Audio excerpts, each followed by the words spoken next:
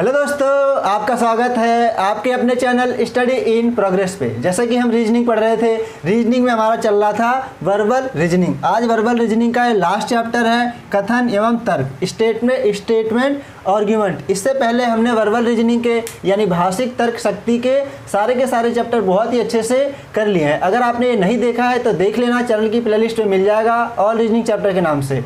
सारे के सारे चैप्टर बहुत ही अच्छे से क्लियर हो जाएंगे। आज ये लास्ट चैप्टर है, इसको भी हम फुल डिटेल में देखेंगे क्योंकि इससे भी क्वेश्चन हर एग्जाम में देखने को मिल जाते हैं। अब इससे ज़्यादा क्वेश्चन बनने लग गए हैं तो इसको भी देखेंगे। तो वीडियो शुरू करते हैं। वीडियो शुरू करने से पहले अगर आपने चैनल को सब्सक्राइब नहीं किया है तो चैनल को सब्सक्राइब कर लीजिए, उसके बगल में बने हुए बेल आइकन को भी प्रेस कर लीजिए, जिससे कि मैं कोई सी भी वीडियो डालूँ आपको तुरंत नोटिफिकेशन आ जाए और आप वीडियो देख पाएँ। तो शुरू करते हैं। कथन एवं तर्क, स्टेटमेंट आर्ग्यूमेंट। कथन एवं तर्क ये क्या होता है? जैसे कोई कथन है, कथन मतलब क्या? किसी भी भाषा के बारे में दी गई जानकारी, ये होता है कथन। कथन क्या है? कोई कार्यवाही है, इससे रिलेटेड। तर्क क्या होता है? जो उसका परिणाम होता है वो होता है तर्क। तर्क दो तरह का होता है, एक तो होता है प्रबल तर्क, दूसरा होता है निर्बल तर्क। प्रबल तर्क क्या होता है? प्रबल तर्क मतलब होता है जो कथन से सीधा उसका संबंध हो, वो होता है प्रबल तर्क। निर्बल तर्क क्या होता है? कथन से उसका संबंध नहीं होता है तो होता है निर्बल तर्क। क्वेश्चन में क्या होता है?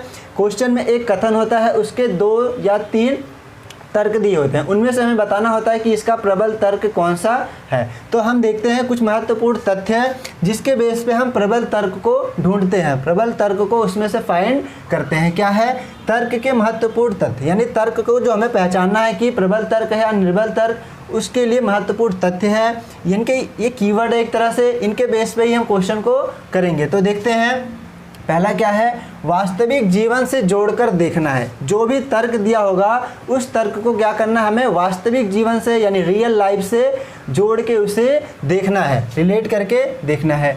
दूसरा क्या है? यदि दिया गया तर्क स्पष्ट रूप से कथन से संबंधित है तो प्रबल तर्क होगा। जो भी तर्क दिया है अगर वह स्पष्ट रूप से कथन से संबंधित है तो प्रबल तर्क होगा। आगे देखते हैं। आगे क्या है? यदि तर्क में सलाह अथवा निदान हो, वह कथन से संबंधित हो तो प्रबल तर्क होगा। जैसे जो क्या है? तर्क में कोई सलाह हो, निदान हो, वह सलाह और निदान अगर उस कथन से संबंधित होगी तो क्या होगा? प्रबल तर्क होगा। आगे क्या है? प्रबल तर्क प्रश्न सूचक नहीं होते हैं।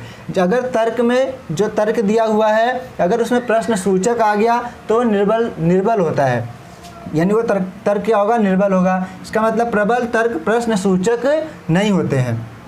प्रबल तर्क सामाजिक, राजनीतिक, धार्मिक, कानूनी एवं अन्य विचारों के अनुरूप होते हैं, यानी इससे मिलते हैं।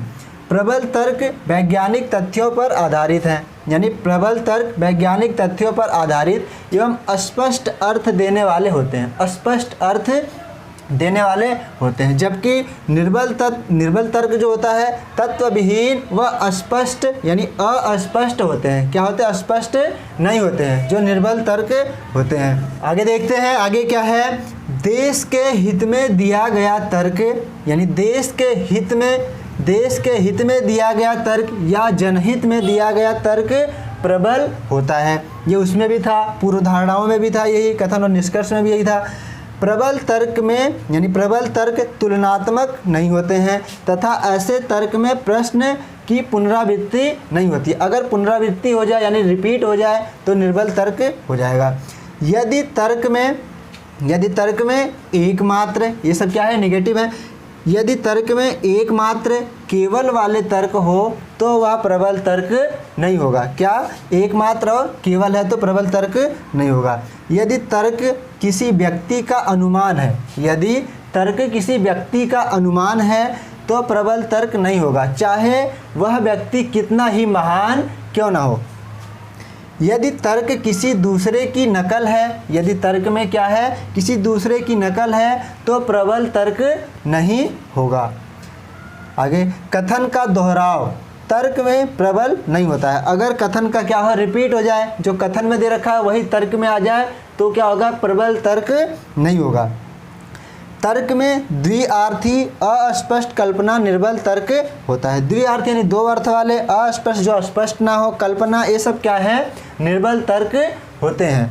तो अब देखते हैं क्वेश्चन, सारे के सारे क्वेश्चन देखते हैं, इससे कितने क्वेश्चन बन सकते हैं और इनको कैसे करा जाता है। तो निर्देश देख लेते हैं। निर्देश क्या है, दिए गए कथनों के बाद कुछ तर्क दिए गए हैं, कथन के आधार पर कौन सा तर्क प्रबल है उसी के अनुसार उत्तर विकल्प का चयन कीजिए। कथन क्या है, कथन यह है, इसके बेस पे दो तर्क है, फर्स्ट और सेकंड।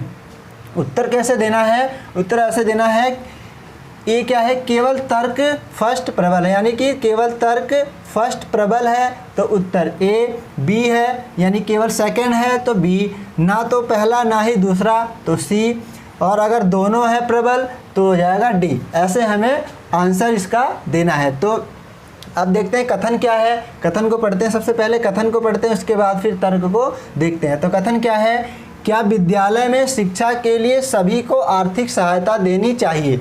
इसको क्या करना है, कैसे सॉल्व करेंगे, रियल लाइफ से रिलेट करके देखेंगे, वास्तविक जीवन से रिलेट करके देखेंगे। आप खुद भी सोच सकते हैं, क्या है, हर किसी को अपने आप खुद सोच के देखना है, यह सबके लिए होगा तभी यह तर्क प्रबल होगा। तो देखते हैं क्या है, क्या विद्यालय में शिक्षा के लिए सभी को आर्थिक सहायता देनी चाहिए, यह कथन है। इसके बेस पे तर्क क्या है, हाँ, इससे बड़ी संख्या में लोगों को सहायता मिलेगी क्योंकि जनसंख्या का बड़ा हिस्सा मध्यम और निचले वर्ग में आता है। ये क्या है, बिल्कुल सच बात है, यानी बहुत सही है ये। यह तर्क क्या है, प्रबल है। क्यों, क्योंकि जनसंख्या का बहुत बड़ा हिस्सा मध्यम वर्ग और निचले स्तर में आता है। अगर उनको सहायता मिलेगी तो शिक्षा बहुत आगे जाएगी। जब शिक्षा आगे जाएगी तो कोई भी देश है, अगर उस देश की शिक्षा अच्छी है तो देश बहुत ही तेज आगे ग्रो करता है। तो क्या है, पहला बहुत ही अच्छा है, प्रबल है, तो पहला तो सही है, प्रबल हो गया। दूसरा देखते हैं, क्या विद्यालय में शिक्षा के लिए सभी को आर्थिक सहायता देनी चाहिए।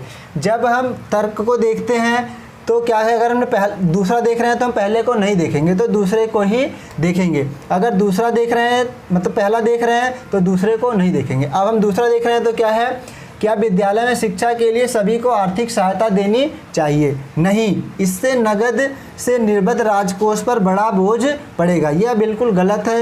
यह क्या है, तर्क, यानी इससे बोझ बढ़ेगा, ये क्या है, तर्क प्रबल नहीं है। ठीक है, तो जैसे आप हर कोई क्या सोचेगा कि शिक्षा हर किसी को मिलनी चाहिए, जनसंख्या का बड़ा हिस्सा क्या है, मध्यम और निचले वर्ग में आता है, इसलिए क्या हो जाएगा, अगर आर्थिक सहायता मिलेगी तो शिक्षा अच्छी हो जाएगी। तो ये तो प्रबल था, लेकिन ये क्या है, निर्बल है। तो दूसरा हो गया निर्बल, केवल एक ही प्रबल है, हमारा पहला ही प्रबल है, तो ए आंसर हो गया हमारा सही। आपने इसको बहुत ही आसानी से देख लिया कैसे इसको करा जाता है।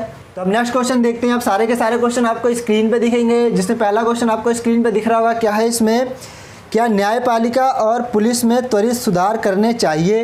इसका तर्क भी है। तर्क क्या है, हाँ, इससे शीघ्र न्याय मिलेगा और समाज पर अच्छा प्रभाव पड़ेगा। दूसरा तर्क क्या है इसका, नहीं, और भी मुद्दे हैं जिनको उच्च प्राथमिकता देनी है।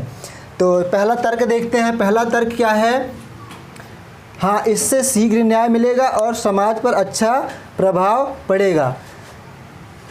इससे क्या होगा, अगर समाज पे अच्छा प्रभाव पड़ेगा, इसमें क्या होगा, अगर न्यायपालिका और पुलिस में, अगर न्यायपालिका और पुलिस में त्वरित सुधार हो तो इससे क्या होगा, शीघ्र न्याय मिलेगा, जिससे समाज में क्या होगा, समाज में एक अच्छा प्रभाव पड़ेगा। तो पहला क्या हो गया, तर्क हमारा प्रबल है। दूसरा देखते हैं, दूसरा क्या है, नहीं, और भी मुद्दे हैं जिनको उच्च प्राथमिकता देनी है। ये क्या है, यह प्रबल नहीं है। तो पहला ही हमारा प्रबल है, बस ए आंसर सही हो गया। अब नेक्स्ट क्वेश्चन देखते हैं। ये क्वेश्चन भी आपको स्क्रीन पे दिख रहा होगा। क्या है इसमें, कथन क्या है इसका, क्या सरकार को अंतर्राष्ट्रीय खेलों पर भारी धन का खर्च बंद कर देना चाहिए। तर्क क्या है, पहला है हाँ, इस धन का उपयोग गरीबों के उन्नयन में किया जा सकता है।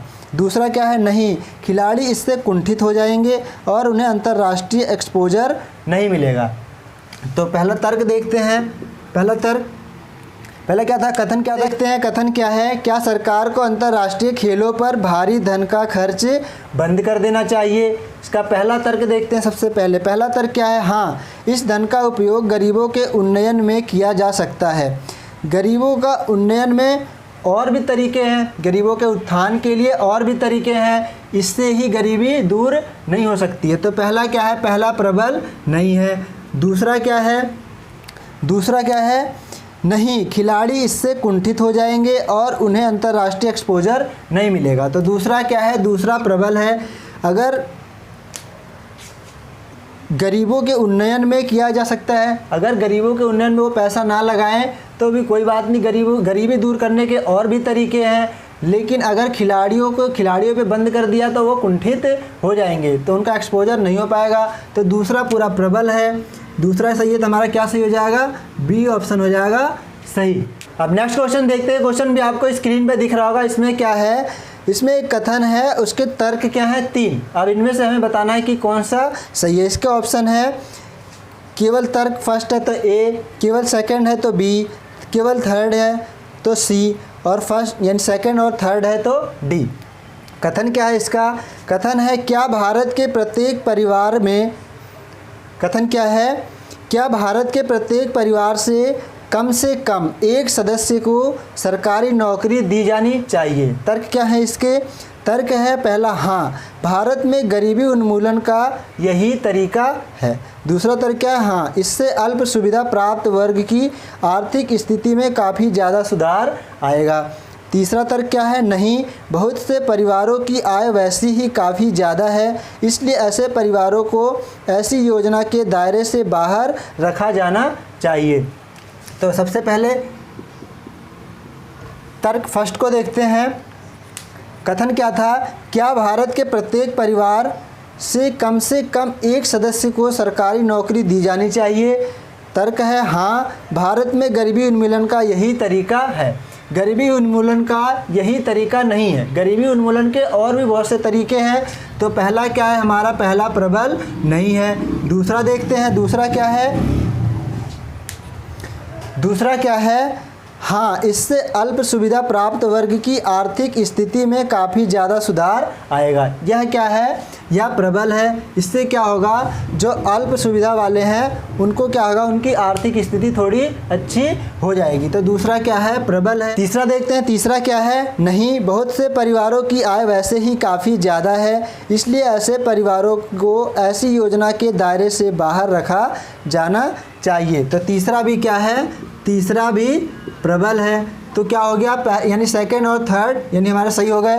ये प्रबल है तो किसमें मिल रहा है हमें, डी ऑप्शन में। डी हो गया हमारा सही। आशा करता हूँ कि आपको सारे के सारे क्वेश्चन बहुत ही अच्छे से समझ आए होंगे। अगर अच्छे से समझ आए हैं तो वीडियो को ज़्यादा से ज़्यादा शेयर करें और चैनल को सब्सक्राइब करें, ऐसे ही अच्छे से रीजनिंग को फुल डिटेल में चैप्टर वाइज पढ़ने के लिए। कल देखेंगे हम non verbal reasoning. Non verbal reasoning के जो 12 चैप्टर हैं उनको भी फुल डिटेल में देखेंगे। तो वीडियो को यहीं रखते हैं। वीडियो देखने के लिए आपका बहुत बहुत धन्यवाद। Thank you.